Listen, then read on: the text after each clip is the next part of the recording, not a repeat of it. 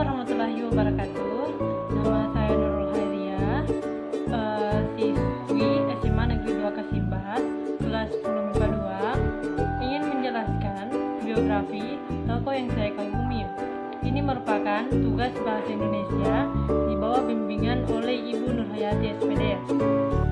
Pada kesempatan kali ini saya ingin menjelaskan tentang tokoh yaitu Kak Belva Devara. Siapa sih yang gak kenal Kak Belva? Dia ini merupakan seorang CEO atau direktur utama di ruang guru. Pertama-tama, nama lengkap dari Kak Belva Devara yaitu Adamas Belva Syah Devara, MPA MBA. Saya menyebutkannya dengan gelar bergandanya ya. Kak Belva ini lahir di Jakarta tanggal 30 Mei 1990. Mungkin sekarang kurang lebih 29 tahun lah umurnya. Kak Belva ini dikenal sebagai seorang pengusaha, tokoh muda, dan aktivis sosial. Dia merupakan alumnus bergelar ganda dari Harvard University dan Stanford University. Pada tahun 2017, ia terpilih sebagai dari 30 pemuda yang paling berpengaruh di Asia oleh Forbes Magazine. Kak Belva ini merupakan anak pertama atau anak sulung dari 3 bersaudara. Orang tuanya selalu memberikan pendidikan yang terbaik untuk anak-anaknya.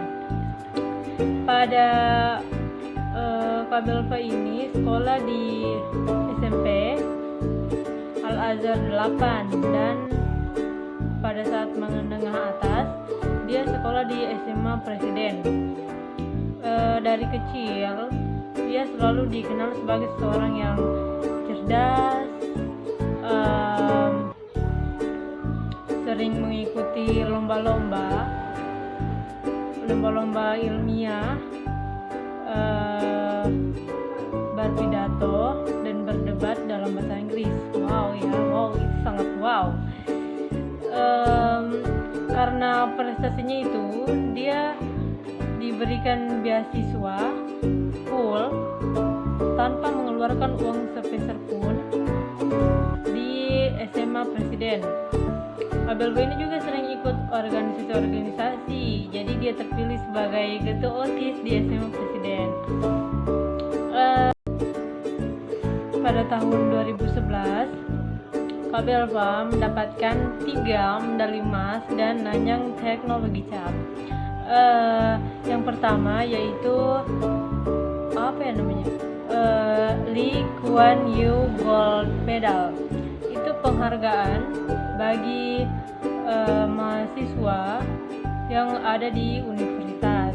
Terus yang kedua, dia dapat Inform Development Authority of Singapore Gold Medal. Itu penghargaan bagi mahasiswa yang mempunyai nilai tertinggi di bidang komunikasi. Terus yang ketiga, dia dapat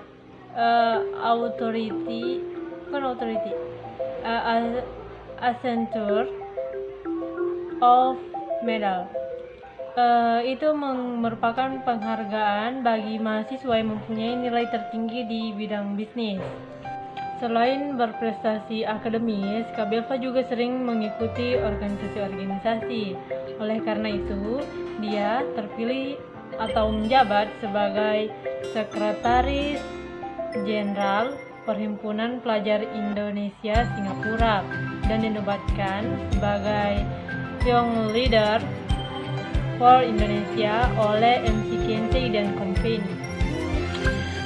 Pada tahun 2013 dia melanjutkan pasca sarjananya dan diterima sebagai orang pertama Indonesia yang mendapatkan gelar ganda di Harvard University, Cambridge, Massachusetts, dan Stanford University, Palo Alto, California, dan 2 universitas bergengsi di dunia. Sesuai studi sarjananya di Singapura, Kabelka memutuskan untuk kembali ke Indonesia dan menolak banyak tawaran pekerjaan dengan gaji tinggi di Singapura. Wow, gaji tinggi men.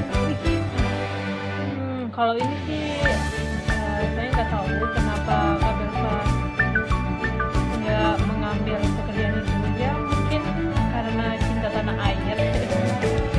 Di Jakarta, Kabelka bekerja di unit kerja Presiden bidang pengawasan dan pengendalian pembangunan di bawah kepemimpinan oleh Kuntoro Mangkusubroto dan sekaligus sebagai konsultan manajemen di McKinsey dan Company. Setelah lulus dari program gelar ganda di Amerika pada tahun 2016, Kabelka memutuskan kembali ke Indonesia untuk memperbaiki pendidikan di Indonesia dan sekaligus sebagai pendiri Ruang Guru. Di bawah kepemimpinannya dalam setahun, Ruang Guru berkembang pesat 5 kali lipat dan menjadi teknologi pendidikan terbesar di Indonesia yang mencangkup lebih dari 10 juta siswa dan 150.000 guru. Wow.